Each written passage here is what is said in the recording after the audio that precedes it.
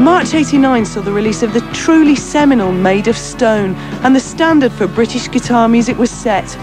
John Robb still sees the record as a crucial part of Manchester's culture. Made of Stone is such a great song, that. They write words where there's no direct interpretation of music like them sort of bands do. But that stuff about the burned out car and the twisted faces and all that kind of thing, that it reminds you just walk around like a human, like all the South Manchester Bohemian kind of areas, you know, where things like a bit smashed up and broken and everyone's a bit like messed up in their heads. The whole sound of the song, it makes you think of like misty rain that always around Manchester all the time, you know.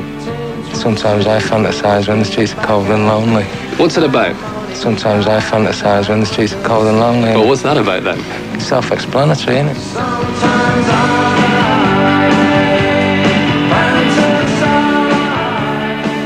There probably is no better way of explaining the essence of Ian Brown's poetry.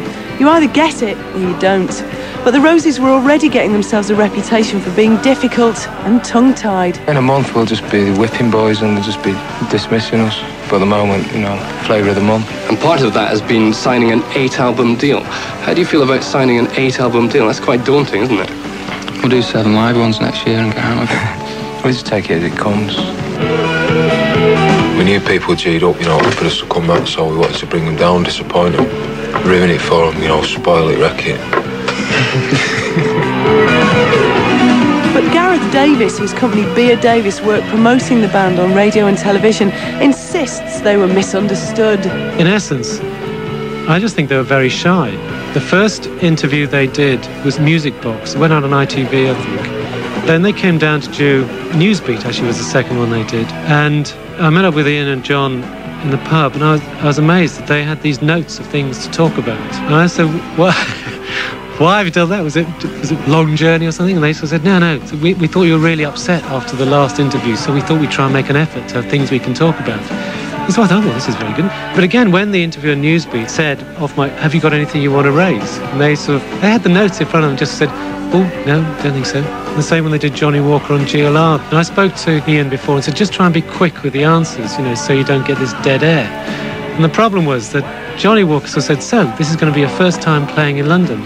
And Ian quickly said yes and followed it by nodding furiously. So Johnny hesitated, thinking there was going to be more coming. But Ian had fulfilled his part of the deal by just answering quickly.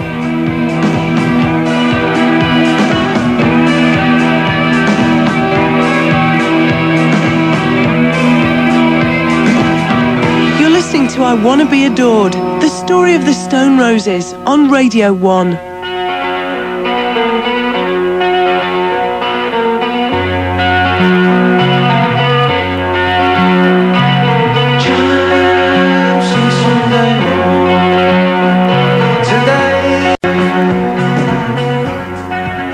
Roses' manager Gareth Evans was one of the more colourful characters in the business and was also fast gaining a reputation for himself.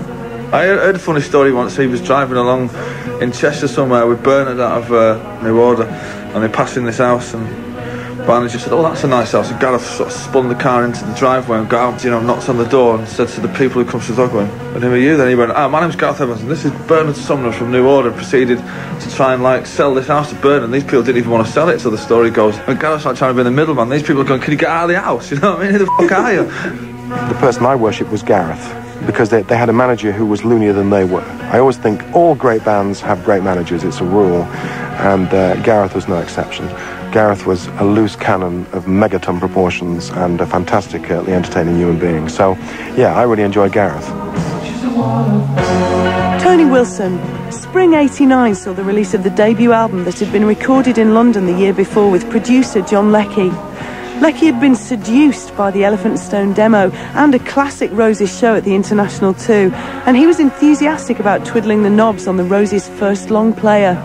We made it in parts, actually. We did 4 songs at first, which I think was Wanna Be Adored, She Bangs the Drum, Made of Stone, and one other I can't remember. We did 4 songs at the beginning. Everyone liked it, and so we said, let's go in and do another 4. We kind of did things, almost finished them, and then everyone believed we could do it better, so we went in and did it better. And we finished up doing Resurrection at Rockfield Studio.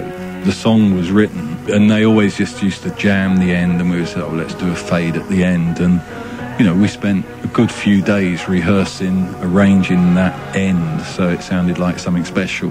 There was a great feeling of positivity about it, or we were going to make the greatest record ever, which is what I always say when I go in with bands. There's no point in recording something unless you really believe it's going to be the greatest thing ever. And here I was with a band, and all of them really believed that.